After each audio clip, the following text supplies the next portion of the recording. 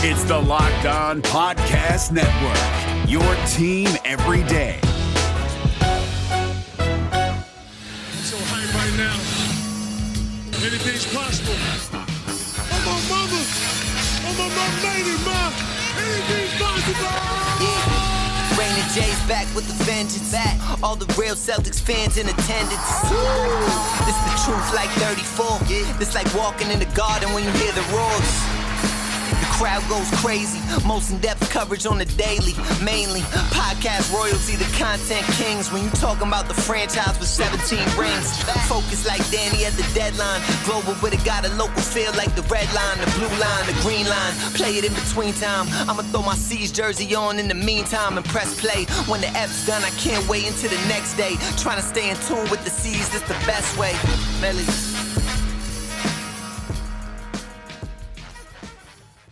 Hey there, everybody. Welcome back to the Locked On Celtics podcast. Thank you for making this show part of your daily routine, whatever it is that you're doing right now, wherever you're going. If you're in the shower, on your way to work, at work, somewhere watching this show on YouTube, listening to the podcast, whatever it is, thank you for making it a part of your day. I'm John Karalis.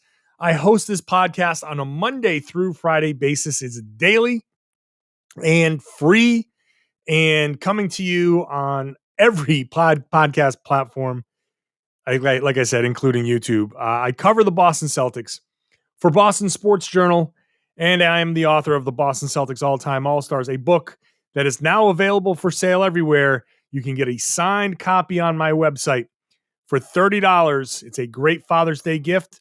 I will personalize it. You tell me what you want it to say. I will say it to whomever you want to buy it for, to you, boyfriend, girlfriend, husband, wife, whatever it is, father, everybody, pick one up. $30 at my website, johnkaralis.com. Boston Celtics down 1-0 to the Brooklyn Nets after losing on Saturday night, 104-93. The Celtics came out. They had a halftime lead. They are reeling from just scoring 40 points in the second half. And I'm going to talk about it all here. Segment one, I'm going to focus on the bigger names: Tatum, Kemba, Fournier. Robert Williams had a monster game, 9 blocks, affected this game in a ton of different ways. I'll talk about him in the second segment, actually.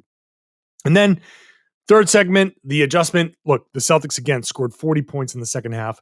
You cannot score 93 points against the Brooklyn Nets and hope to win.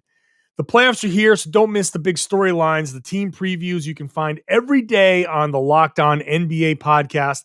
Follow the Locked On NBA podcast on the Odyssey app or wherever you get your podcasts. I am the co-host of the Locked On NBA Wednesday show with Jake Madison, so make sure you're tuning in every day, but especially on Wednesdays when Jake and I do our show. So the Celtics were, I don't want to say on their way, but they had a great first half against the Brooklyn Nets. And it was very obvious that part of it was they came out with a ton of energy. They were defending very, very well. Brooklyn was not hitting anything. They were 1 for 11 from 3 in the first half. And it was all lining up. There was a point there in the second quarter where the Celtics got up about 12 or 13. And I said, okay, guys, you got to push this thing out to about, as much as you can. Build as big a lead as you can, because what's going to end up happening is you're going to have to absorb a Brooklyn run. Now, that just happened to be the same point that Brooklyn started to make a run, which made it very, very difficult for the Celtics. But I was hoping that there was a timeout, and I said, this has got to be a spot where if the Celtics can push this thing to 17, 20, they'll be in good position to absorb that punch. They could never get it out that high. And that's part of their issue is when you have this opportunity against the Brooklyn Nets, you have to take advantage of it.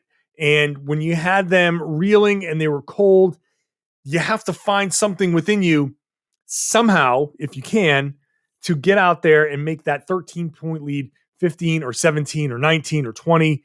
And this is like very easy. This is very easy for me to say, yeah, just go do it. But this is what you have to do. Because Brooklyn was not going to shoot 8% from three for very long, and they didn't. And we saw that in the third quarter. So the Celtics go into the half with a lead, but you still had that feeling of like, Brooklyn's going to come out and start hitting their shots. And they did in the third quarter, and things flipped really, really quickly. The Celtics, who, let's see, at the half, what was the halftime score? It was 53-47 Boston. And then in the second half, the Celtics were outscored 57-40. So 20 points in each of the third and fourth quarters. What ended up happening is, seriously, Tatum, who was going really well in the first half, they were butting their heads up against the wall against the Brooklyn defense in the second half. And Brad Stevens said it afterwards. He said they have some prideful individual defenders. And I think that he said that purposefully. But he said twice, he said it after the game, and he said it after practice on Sunday. They have prideful individual defenders. And he didn't say they have a prideful defense. He said individual defenders. And the reason why that sticks out to me, why it's important, is because it's not a good defense necessarily, but individually, we saw Kevin Durant play pretty good defense, challenging Jayson Tatum. We saw James Harden make defensive plays, poked one away. I think it was from Tatum as well. We saw Kyrie Irving make an individual play. It was Marcus Smart that was driving. Kyrie stuck with him, blocked the shot. Individually, when those guys are engaged and they step up and they feel engaged on that end, yeah, individually those guys can actually make defensive plays. Kyrie is not a good defender, but individually on certain plays, he can make a play. We've seen it. We saw it in Boston. James Harden is very famous for falling asleep on help defense, but individually, one-on-one, when he's engaged, he can do it. He's strong. He's an excellent post defender. No one takes him in the post because he's super strong and he's good at that. Kevin Durant is probably their best defender. He's 7 feet tall. He's got arms so long that it looks like they need two elbows. It's just ridiculous. And he can challenge shots. He can block shots. He's a good defender. Individually, they can defend. But the Celtics spent the entire second half, it felt like, going at them individually. Just one-on-one. And I don't know what they were thinking there. And after the game and after the practice on Sunday, Brad Stevens says, hey, we got to attack their switches better. We have to attack them better. Because scoring 93 points in this game is not going to get it done. Look at the individual scoring in this, and you see Jayson Tatum finishing the game with, 22 points on 6 of 20 shooting. So 20 shots to score 22 points. Just no, but he had 11 free throws. That was good. Kemba Walker, the other main guy, 15 points on 5 of 16 shooting. But even that's deceptive because he had 2 3-pointers late that after the game was basically decided. Like, it wasn't quite decided, but those 3-pointers kind of just made it close, and it looked closer than it really was. It didn't really do much. So that 6 points came in the very final 2 minutes. And so really 9 points throughout most of the game when it mattered most for Kemba Walker. Evan Fournier, 10 points, 3 of 10 shooting. I wrote this on Boston Sports Journal. I'll say it now. I'll say it every day until he steps up here and fixes this. 3 of 10, I don't know what's worse. The fact that he made 3 shots or the fact that he only took 10. Because Evan Fournier is not here to take 10 shots. Okay? Jayson Tatum did a good job in the first half, did not do a good enough job in the second half. He, as part of this offensive adjustment thing that I'll talk about in the third segment a little bit, he needs to attack, get to the rim. He got those 11 free throws. Keep going. If you got 11 free throws, the way he was playing, he could probably get some more, but it's not even about getting more. It's just about getting all the way to the rim and putting pressure on that defense. And the Celtics doing more than just getting out of his way. You got to give him a hand. You got to give him a pick. You got to be creative. It's not just a pick. You got to be creative about it. Kemba, a lot of people getting on Kemba. I didn't think he was, first of all, there are people talking about his defense. I didn't think Kemba's defense was so horrible. I thought the Celtics defense, like they only gave up 103 points, 104 points. So their defense did a decent enough job where if it gives up 104 points again, the Celtics should have a chance to win. Kemba, I didn't think he was horrible defensively, and we know how bad he can be defensively, but I thought Kemba was impacted by the foul trouble. Thought Kemba was impacted by, he was 2 of 4, hit a super deep 3, had a couple of assists all in the first few minutes, and then he missed a couple of shots. So he went to the bench 2 of 7, and then he came back in, picked up his 3rd foul pretty quickly, and could never get his shot going again. And so I'm going to give Kemba a little bit of a pass when it comes to the shooting numbers, but he has to be better for sure. He definitely has to be better. Now, he has been better recently, but he needs to be in that whole grand scheme of things better. But back to Evan Fournier. Look, Evan Fournier, you're here to be the 3rd option in this offense right now. You are the 3rd option. Play it like you're the 1st option when you're out there. Be aggressive. Look for your shots. Look for your opportunities. Okay? Because unless you're passing to Kemba or to Jayson, or an alley-oop, like just attack, get your offense, get yourself going. Those 3 guys need to be the guys in this series. And I've said on this podcast many times, I'm not sitting here saying the Celtics are going to win this series. I'm not saying that the Celtics are going to win more than a game or 2 at best. However, playing the game that they played, and I'll get into some of the real reasons why they were in it next, but playing that game that they played, that first game, it kind of went when, if you remember from the podcast with Jay and Sam, what I say about game 1 said, I feel like game 1 could be the game where they come out a little cold. Brooklyn come out a little, iffy, haven't played together in forever. This is the opportunity for the Celtics to steal one. I thought if they were going to steal one in Brooklyn, this was it. They could still steal one in game 2, but I thought game 1, the way they started, that's exactly the way I thought they were going to start. That cold start in the first half was what I've been talking about in this podcast multiple times. They needed to take advantage of that. Kemba, Fournier, and Tatum.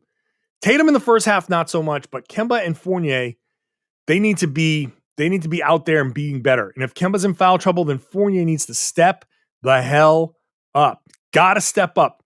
Got to be more aggressive. 10 shots is not going to do the job. It's not. Up next, Robert Williams, Marcus Smart, Jabari Parker. Imagine those 3 guys being the reason why the Celtics had a chance to steal a game from the Brooklyn Nets. What if there was a pocket-sized guy that helped you sleep, focus, act better, be better? There is. If you've got 10 minutes, Headspace can help you change your life. It is your daily dose of mindfulness in the form of guided meditations in an easy-to-use app. Headspace is one of the only meditation apps advancing the field of mindfulness and meditation through clinically validated research. So whatever the situation, Headspace really can help you feel better. Are you overwhelmed?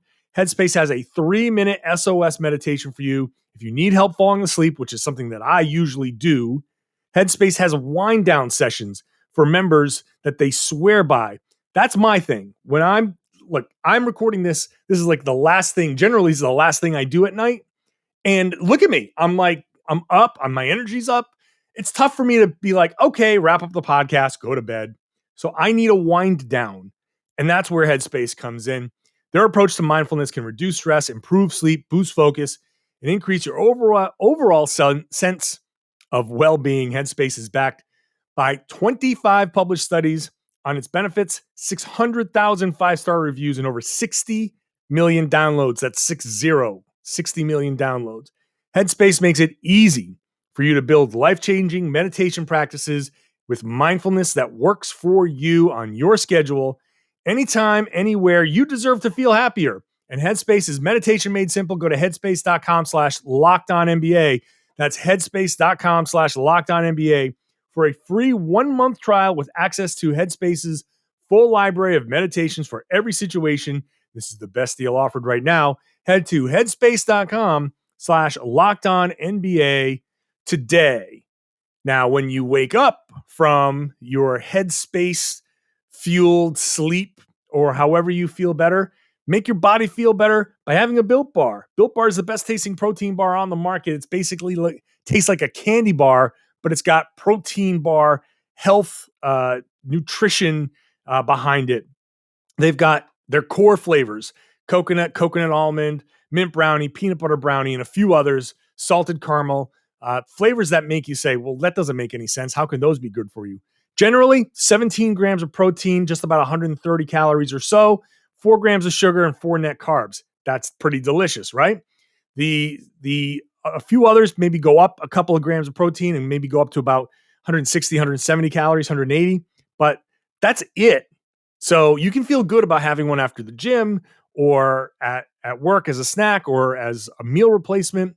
Go to BuiltBar.com, check them out. You can see all of the limited edition flavors and all of that, like, and all of the other things that they have. Like, BuiltBar.com has a ton of stuff, but it's all built around their core business of Built Bars, the protein bars that taste like a candy bar covered in chocolate. Hey, if you've got a nut allergy, that's fine. They've got plenty of those for you. Are you on a keto diet? That's fine. It works for you. Go to BuiltBar.com, use the promo code LOCKED15. You'll get 15% off your first order. Go to BuiltBar.com, use the promo code LOCKED15 for 15% off at BuiltBar.com. You know, I saved the Robert Williams discussion for the second segment because the Celtics go nowhere without Tatum, Kemba, Fournier doing what they do. Like, the Celtics go nowhere without those. But they don't get very far either if they don't get those types of, outlier performances. And one of the reasons why I'm afraid that they wasted this opportunity is because they got one hell of an outlier performance from Robert Williams, who came in and not only blocked 9 shots, but dropped 11 points on 5 of 8 shooting, had 9 rebounds, an assist, and a steal. 9 block shots. So he was a block and a rebound away from a triple-double in less than 23 minutes. Now, the question about Robert Williams is, does he start? Can he start? How's that toe? He did not practice on Sunday, but none of the guys who played in the top 6 of minutes in this game did. So Fournier, Tatum, Smart, Kemba, Tristan, and Robert Williams all did not practice, right? Those are the 3, 4, 5, 6 guys that did not practice. Everyone else got out there and got some run, which I guess is important because those are the guys that, look, they're the ones who are going to have to really tie up some of the loose ends. They're going to have to figure things out a little bit more. But Robert Williams, if he can start, I ride him as much as I can, knowing that, like, if it's, let me back up for a second. If there's any ability here, or I should say, if there's any risk of Robert Williams getting hurt further, then I don't want him playing. Like, this is, I want to preface all of this by saying, if there's a risk of this getting worse and being a problem beyond this season, beyond the offseason when it can heal, then obviously don't play him. If this is just the thing where it's like, hey, it's sprained, he can try it, he can go, it's just going to hurt like a mother, then go out there and whatever you can tolerate. And so, first of all, shout out to Robert Williams for tolerating and playing through a very, very extremely painful injury. I don't know what the better use of him is, because Tristan Thompson was terrible. I do not want Tristan Thompson playing in this game anymore, in this series anymore. except for spot minutes, because I would rather start Robert Williams. And if they go small, I would rather counter with super, super small. Just go without a center. If they're going to play a bunch of wings and Jeff Green at center, then counter with, I don't know, are you going to counter with Grant Williams or Shemi Ojale or Aaron Nesmith in those situations? Any of those options to me are better than Tristan Thompson. Okay. Tristan did have 10 rebounds, 5 offensive rebounds. He had some moments there. I don't want Tristan Thompson out there. I want Robert Williams. Hell, I'd love to have Robert Williams play 45 minutes, but I don't know. I would rather have Luke Cornett out there in some circumstances. At least he spaces the floor. They're big and long and mobile. There's no real need for a big, bruising type of center out there. If they counter with DeAndre Jordan, fine. You can put Tristan Thompson in. But I would rather start Robert Williams and go a different direction with the backup center minutes and figure that out. Like, at least Grant can space the floor. And I'm going to get into that a little bit in the third segment. And I know people are going to be like, Grant, Shemi, why would you want those guys out there? It's not that I want them out there either, but I'm trying to pick which group is going to work better. And frankly, the Celtics don't have many options. This is why they're the 7th seed. You're grasping at straws. But Robert Williams, obviously, an amazing game, impacted the game tremendously. I don't know how much he's going to be able to duplicate from that game. Obviously, he's not going to block 9 shots again. That would be insane to try to suggest. The thing is that I'm not so sure that they're going to repeat a lot of the mistakes, Brooklyn, that they made that allowed Robert Williams to block some of these shots. Rob is going to block shots. He's going to get 2 or 3 just by being him. And every once in a while, he's going to have a highlight play like blocking that James Harden step back. That's another ridiculous play that he's going to make from time to time. Okay, fine. If you're Brooklyn, you say, all right, fine. I'd still rather have Harden taking that shot. And how many times is Robert Williams going to do that? So you challenge him, fine. But I think that Brooklyn is going to make some adjustments there. I don't think they're going to just put up some of the shots that they put up. That still means that they're going to be aware of him and they're going to move the ball. And that means that he's going to protect the rim in a very kind of more abstract way, which simply as a deterrent, which is great. So he's not going to have 9 blocks, but as long as they're aware of him, then I would rather have him out there. Robert Williams on 9 toes out there with them aware of him is better to me than than Tristan Thompson out there perfectly healthy. That's just not what I want. And we'll figure out what they do. But the Celtics are just better with Robert Williams out there. Marcus Smart was good. I thought that, there were a couple of shots, people are mentioning that he maybe shot a little bit too much, but he was 6 of 13, 3 of 8 from 3. That's all fine. Maybe he took 1 or 2 shots. I thought Marcus Smart did a great job of passing up 3-pointers and attacking and getting into the lane and driving and kicking. That was give me that Marcus Smart game all the time. 5 assists, 3 rebounds, just generally a good Marcus Smart game. And I thought defensively he did a pretty good job as well, obviously. So give me that Marcus Smart game. Give me the Jabari Parker game. Brad Stevens won with Jabari Parker because he's big, he's long, and the Celtics were somebody needed to score, and so he was hoping to get more scoring out of somebody. But the Jabari Parker thing is almost like the 9-block Robert Williams thing. You get how many minutes did he play? 21 and a half minutes. You get positive Jabari Parker minutes. In fact, he was a team high +7 in those minutes. 4 rebounds. He even had an assist. He hit a 3 of 6. In defensively, he was okay. And the bar is admittedly low for Jabari Parker. He got beat a couple of times on a backdoor. I didn't think that he played great defense, but individually with some length on Kevin Durant, like just putting some length out there and being a bit of a nuisance, he did a decent job. So they got a decent game out of Jabari Parker. Aaron Nesmith was out there doing an okay job for a little while. And Robert Williams was, basically Bill Russell for a big portion of his 22 and a half minutes.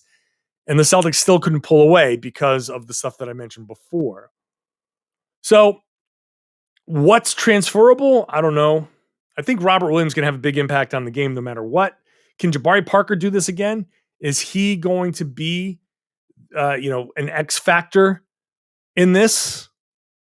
I don't know. Maybe as if he can play with that energy and play the same way he played, seeing him play 21 and a half minutes is a bit much, but Brad Stevens has nowhere to go.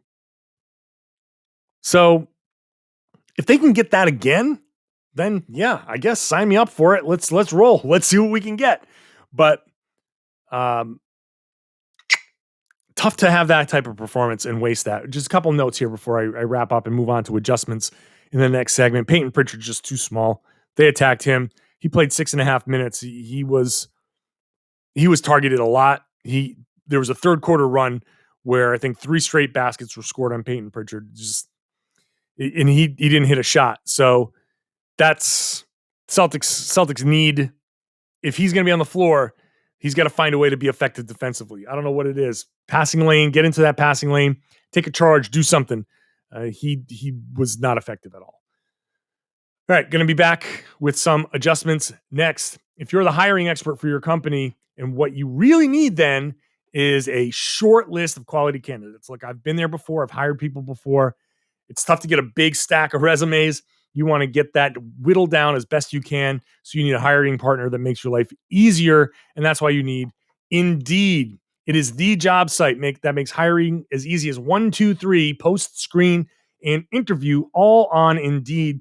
Get your quality shortlist of candidates whose resumes on Indeed match your job description faster, and you only pay for the candidates that meet the must-have qualifications, and schedule complete interviews all in your Indeed dashboard. It makes connecting with and hiring the right talent fast and easy. And with tools like Indeed Instant Match, giving you quality candidates whose resumes on Indeed fit your job description immediately, and Indeed skills test that on average reduces hiring time by 27%. That's a big number.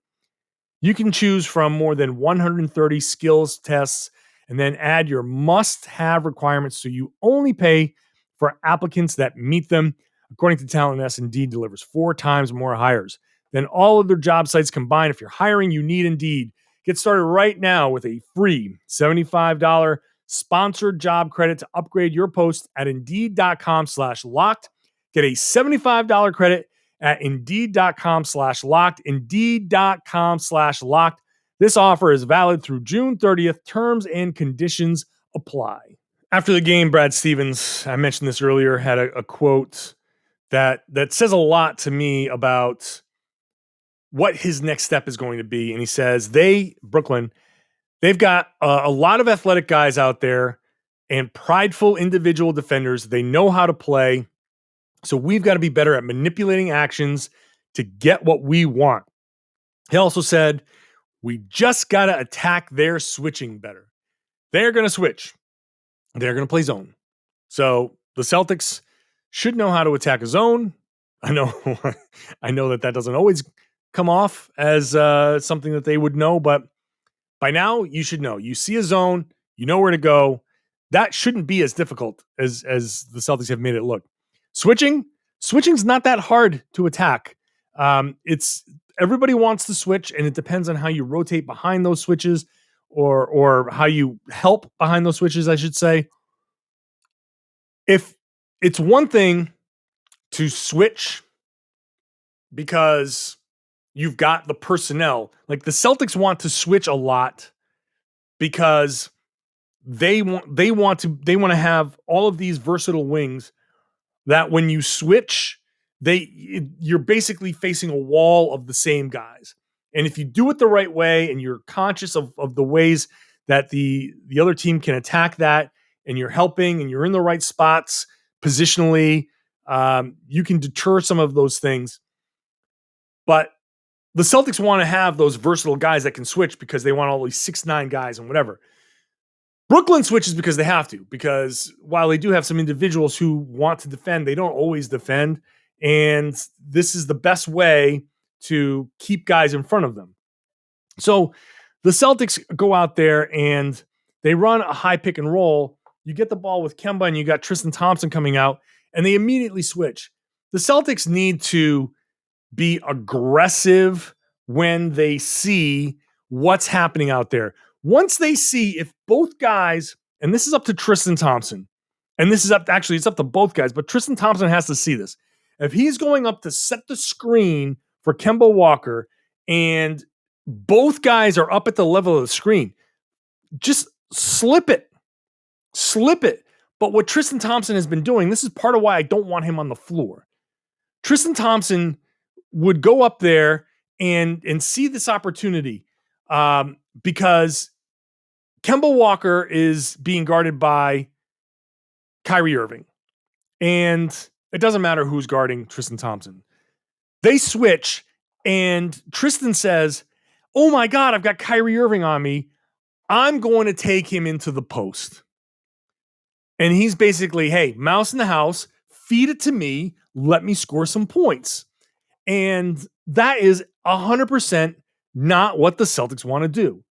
And if I see Tristan Thompson out there trying to post up one of these smaller guards, trying to post up Kyrie Irving again, then I'm going to lose my mind, because this is not what the Celtics need him to do. When Kyrie is up and his guy is up at the level of the screen, Tristan has to slip. He has to slip and get into the middle of the paint. That's how he's going to get the ball. I don't want him with a back to the basket, no matter who is defending him. I don't care who is defending him, because those post-ups are going to be ineffective. He's not going to score as much as he needs to score. He's not going to pass out of them when guys come over and help. He is going to bog things down. It's going to be too many guys standing and watching. When those two players are up at the level of the screen, slip the damn screen. Get into the middle of the paint. Because what can happen if you get into the middle of the paint? You get there, someone helps on the weak side. Joe Harris, who's guarding Evan Fournier, Evan Fournier set up in the opposite corner. Joe Harris comes over to slide over. That leaves whoever, Jeff Green on the other side. Jayson Tatum's on the wing. Evan Fournier is in the corner. If Thompson slips the screen and gets into the paint, he's either going to have a dunk, or his help is going to come over and he can turn around and pass it to the corner. If Jeff Green goes down and helps and tries to close out on the corner, Fournier just passes it over to Tatum, open shot. Those are it's little things. It's little things like that. But everybody has to be on the same page. You have to execute these types of things. If they're going to switch, you have to make them pay. If Tristan's not going to slip the screen, if his guy is not up at the level of the screen, when I say up at the level of the screen, I mean there's two guys, everybody's kind of up next to each other. If his guy is not at the level of the screen and has dropped off in anticipation, then what you do is you rescreen. You set a screen. Tristan Thompson is setting a screen for Kemba Walker to go to the middle. So it's, if it's on the right side of the floor, Kemba Walker gets the screen. He screens him on the left, and Kyrie Irving is expecting okay, I'm going to drop a little bit because I know that Tristan's going to switch and want to post me up. So what do? You immediately recognize that, Tristan Thompson. You turn around, you set a second screen, you flip the screen, you set it on for Kemba to do a crossover dribble, go to his right. Now he's got space to shoot. And if Kyrie Irving comes up and whomever is guarding Tristan Thompson's like, well, what do I do now? Do I switch again? And if you switch again, then Kemba's got room to shoot, room to drive, and room to make a move. And then at that point, Tristan Thompson, then you roll. Tristan Thompson has a screen for Kemba to go to the middle. Then he flips it over, and he has a screen for Kemba to go to the right. And Kyrie Irving has dropped. And then he spins. He gets that defender on his hip. Now that defender's behind him, he can roll hard. So if Kyrie decides to step up to Kemba, boom, it's a pass to the rolling Tristan Thompson. He gets the ball in the middle of the lane again. In both of these scenarios, better position than he would if it was a post up. And then the same trickle down effect happens. Does Kyrie dig down? Then Kemba can reconnect, redirect, and go into the corner, relocate into the corner, kick it back out, kick it out to Fournier if the other guy helps. Plenty of options. But just from a simple pick and roll on the right side, you recognize what's happening. Two guys are up. Boom, I'm gone. I'm slipping. My guy's dropping back. Boom, rescreen, flip that screen, give Kemba room to move. Then by getting into the paint, guys on the perimeter, the other defenders have to suck in. Guys on the perimeter can relocate themselves. Open options everywhere. The Celtics can do this very, very easily. They can also, when they're instead of running the high pick and roll, they can just dump it off, and this would be more of a Robert Williams thing, but they can dump it off to the big up at the corner. Instead of that guy coming up to set the screen, you give him the ball and you run a handoff or you run a hand back, and then you force them. And then the Celtics run this play all the time. Handoff to a pick and roll. And if they're switching and you're doing handoff, pick and roll, flip the screen on that, and all of a sudden you've got three different actions in the span of a second and a half, you're going to have Nets defenders going, what, who? And that's all from one action. We haven't even talked about Tatum getting the pick and roll. Tatum as the ball handler. Using Kemba. If they're going to switch, getting Tatum onto Kyrie. Now you're hunting mismatches a little bit. But that at least opens things up. Now you can run those pick and rolls on the side. You can have a smaller guy, Smart or Kemba, come over and set those screens. And now you have Tatum. If Tatum's going, get him those pick and rolls. Set those screens, hunt those mismatches a little bit. But the Celtics, just those little adjustments right there, that just those things have now created situations where the ball is in the middle of the paint and it can move. I would much rather have Robert Williams doing this stuff. I would much have rather have Robert Williams doing this stuff. Like, that goes without saying, because he can get the ball in the middle of the paint, take one dribble and go up and dunk it. But he's also very good at whipping around and flipping it into the corner, and the ball will whip. The ball will move. I'm telling you. But you got to recognize how they're playing that defense. You got to recognize where those defenders are, and you got to make the right read. You got to make the right play. What does that do for them in this game? Does that help? Does that maybe they score some more points? But I'll tell you what, if you're missing shots and you got to run back and you got to cross match and they're going to be in transition, that's going to be a problem. But if you do this stuff and you hit some shots, then you can set your defense, and then who knows? Maybe you can play up on them. Maybe you get lucky again. Maybe they get a little cold again. Who knows? But you got to hope for some luck against the Celtics, against the Nets. But going out there and missing shots and playing the way they've played, and just looking for fouls and not getting those foul calls, you're gonna get those guys back out into transition again, and then you're gonna get killed. So there's gonna be one more practice Monday. So we'll see what comes out of Monday's practice, and I'll talk about that after practice for the Tuesday podcast. And then Tuesday night, Celtics play game 2 in Brooklyn. Let's see what kind of adjustments they can make. Let's see if what I said was right. So make sure you're subscribed to see if I was right. And this is the type of stuff that I want to be talking about here on the podcast. Or if you're new to the podcast, hopefully, my level of knowledge as a guy who's watched the game forever and played the game and played it professionally, and hopefully that level of insight can help you maybe pick up a couple extra things as you watch the game. That's what I'm hoping for, to try and make the game a little bit more fun for you to watch. Maybe you can impress your friends with a bit of knowledge. I hope. So please subscribe to the YouTube page. It's very important. That stuff is huge to get the subscribers, get people watching on the YouTube page. You can put it on YouTube. And if you're at work and you have the ability to put on headphones and you don't have a podcasting app that can play on your work computer, no problem. Like, let's say you're an Apple user and you work on a PC at work and you can pop your headphones on, put the YouTube video on, and listen at work. Listen through the YouTube video.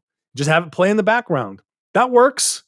I have all the full episodes, some segments broken out. So that's one way for you to sneak, we're my 40 minutes or so of the podcast. So I've gone a little bit longer, normally about 30 minutes or so, 35 minutes. So thanks, everybody. Make sure that you are subscribed again, share the podcast, tell all of your friends that they should be listening to the Locked On Celtics podcast here on the Locked On Podcast Network.